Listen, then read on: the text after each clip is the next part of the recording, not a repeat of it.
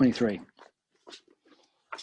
It says, he who is able to withstand even here before liberation from the body, the force arising from desire and anger, he is a yogi, he is a happy man. Okay, so a human being has desires. Where there is human being, there is desires. So the previous verse was talking about one unintelligent way to function, which was to indulge. This is referring to, it's not directly talking about it, but it's referring to another unintelligent way to function, which is to suppress.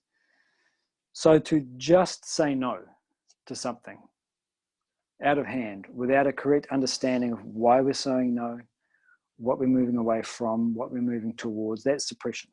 So again, inhibition of thought, feeling, desire, and action in the absence of higher values is suppression. If we're not convinced that what we're doing is the right thing, it's suppression. When we are convinced, the reason that we're not suppressed is because we have identified not with the desire that we're saying no to, but we've identified with the conviction that we have formed. When we suppress, what's happening is we're identifying with the desire and then saying no to it.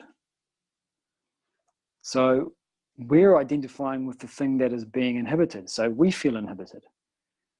If we identify with the ideal, that's the freedom from the desire. So when we say no and we identify with the desire, and identify with the conviction and the ideal, instead of feeling suppressed, we start to feel liberated. Yes, I know where I'm going. That's the thing that I'm promoting in my life. So he talks here, he says, he who is able to withstand even here before liberation from the body, the force arising from desire and anger. So in this final paragraph of the commentary, he says, unintelligent indulgence and desires leads to loss of enjoyment and sorrow, as shown in verses 21 and 22, what we just covered. Whereas complete abstinence and withdrawal from the objects of desires results in suppression and repression. You become frustrated and agitated. Instead, go along with your desires, only making sure that they do not develop into a vega, a force, lust, greed, avarice, craving. Only your intellect can hold back the development of such a force. It does so by directing your desires into the form of an aim, ambition, or aspiration. Desires then metamorphose into a well-planned goal and ideal. So this is the idea that whenever there is a desire that is not under control, we indulge. Right? And whenever we simply say no to a desire without the intellect's participation, we're suppressing. So what he's talking about here is another way to deal with desires, which is, as he says, to go along with the desire. Permit the desire and expression, but give it a framework which transforms it into a well-planned goal or aim. So, simple example, you have desire for physical contact and emotional support, right?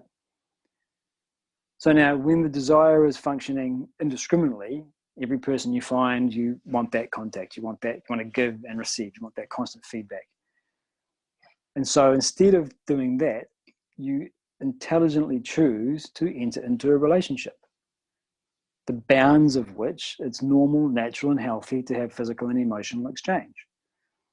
And so then you create an aim, a goal, a well-planned and well-executed plan, I should say. So what's happening we're talking about here is the intellect is holding back the indulgence by directing the activity to something that the intellect has decided is healthy and appropriate. Yes, do it, go for it. And so you allow the desire to express naturally, but the intellect has understood what the direction of that is. And so this is the important point. It's a desire that is under the guidance and the control of the intellect.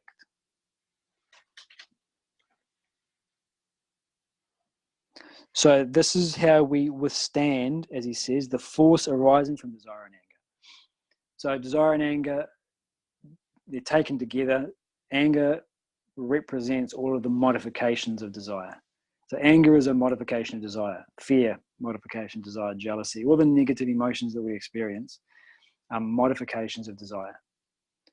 So how do you withstand that force? Channel it. So again, he's not saying extinguish the force. That pressure and that passion, if you try to extinguish it, then you get suppression. And it metastasizes and it pathologizes and it comes out in an unhealthy way later on. We use the example of binge eating. You keep saying no, no, no, no, no to a normal, healthy, natural urge to enjoy food. And at some point later down the track, you eat an entire pizza, an entire chocolate cake.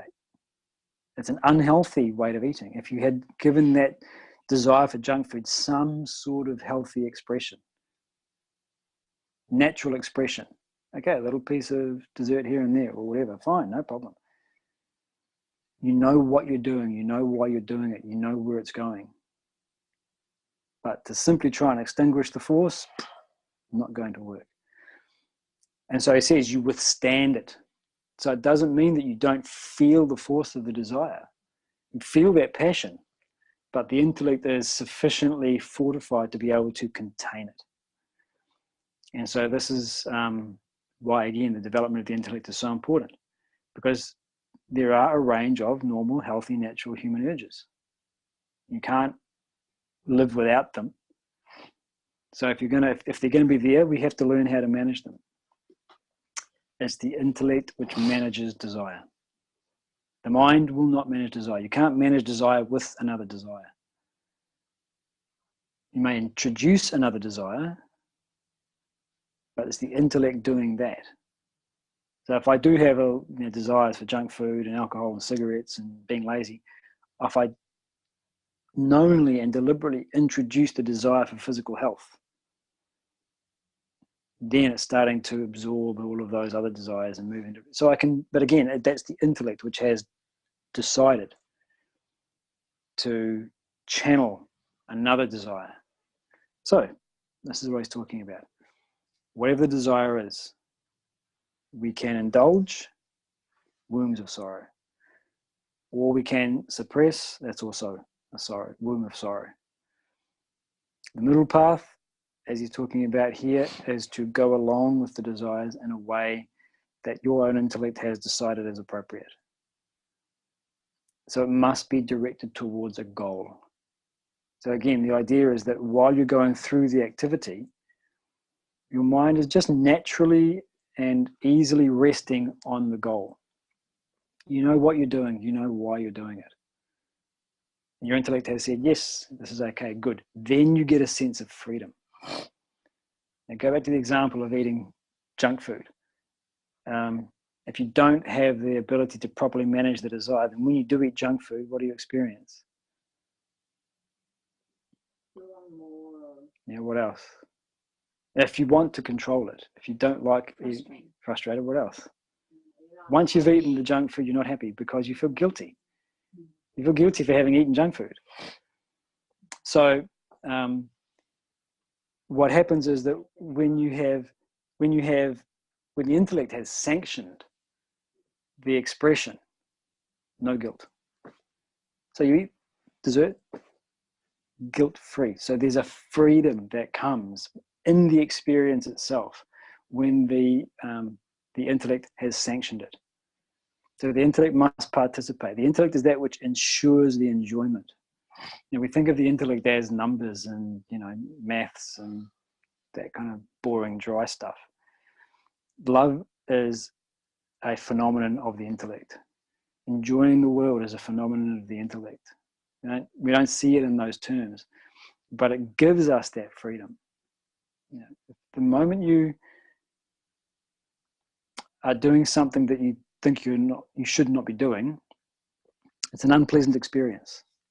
Foot's on the brake and on the accelerator. You don't get any enjoyment out of it, and afterwards you should, maybe I shouldn't have done it. Sanction it with the intellect.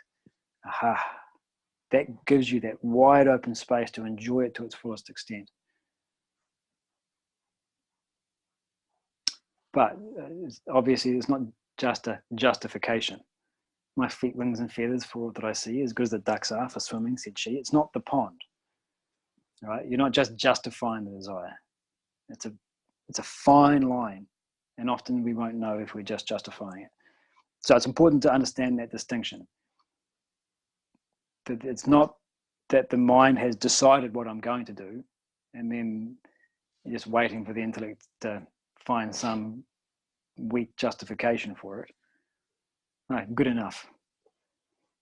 It's actually the intellect's correct understanding that this is appropriate. I'm going to go through the desire for this reason. He says, the one who can do that, he is a yogi. He's practicing yoga. He's practicing union with the higher goal. Is what we're talking about.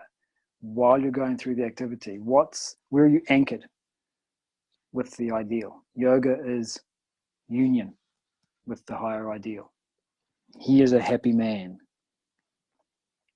So again, this whole idea, happiness arises from the removal and the reduction of desires and agitations.